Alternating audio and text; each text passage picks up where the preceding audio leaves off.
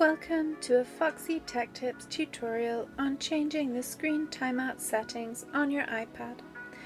If you find this tutorial helpful, please consider subscribing to my channel and liking the video.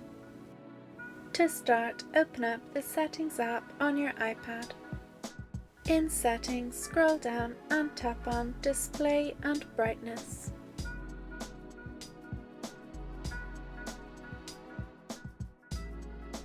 Now in the Display and Brightness settings, tap on Auto Lock.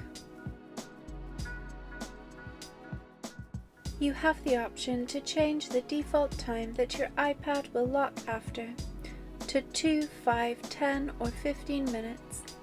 You can switch off the auto lock altogether so your iPad never automatically locks itself. If you want your iPad to never lock automatically, then tap Never.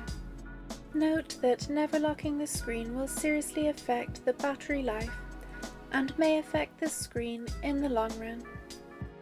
And that draws an end to this tutorial. Please like the video if you found it helpful and subscribe to Foxy Tech Tips for more iPad tips and tricks.